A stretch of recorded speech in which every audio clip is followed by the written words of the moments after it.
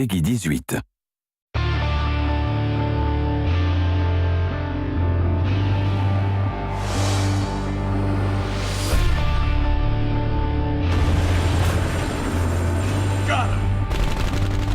Spec Ops: The Line is a third-person military-themed shooter with a focus on a dark and mature narrative, which follows a squad of Delta Force operators into Dubai on a rescue mission.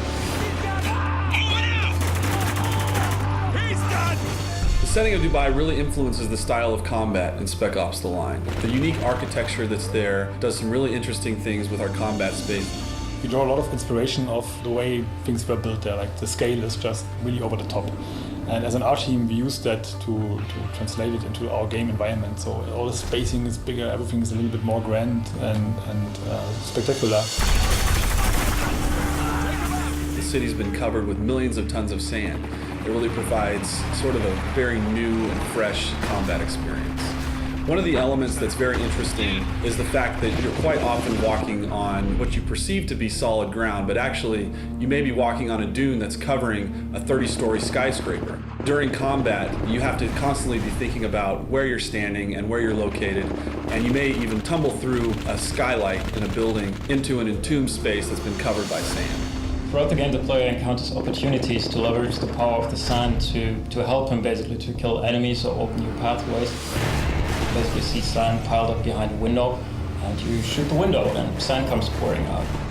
So there's a number of locations in the game where out of the narrative grew an opportunity for us to let the player make a choice. This is a test.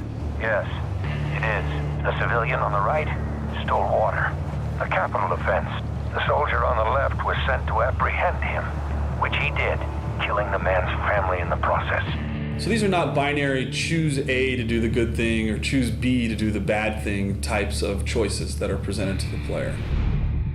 When you make a decision in the game, what we wanted to achieve is that you sit there and you really question your own moral and you question your own values. Wow.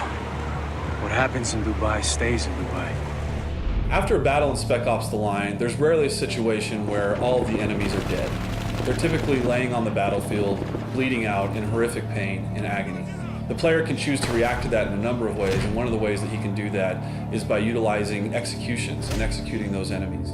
Since Spec Ops: The Line is a realistic shooter and you're up against humans with guns, it was always very important for us to make sure that there is enough variety in gunplay and in enemy behavior. So we created all those different enemy types to make sure that there's always enough variety and fun to fight those guys. It was too close, Walker! Take this guy out! Is that all of them? I think we're clear. What about the civilians? 33rd get away with any of them? Yeah, they did. The campaign in Spec Ops: The Line is heavily influenced by the people who are left there in Dubai after sandstorms have ravaged the region. This element of survival in a combat scenario permeates into the gameplay itself. Many of the conflicts in the campaign actually had to do with those survivors and these elements of them trying to provide for their families and protect them from the situation that they found themselves in. This element of civilians being found in the middle of combat scenarios adds a lot of tension to the combats in Spec Ops: The Line.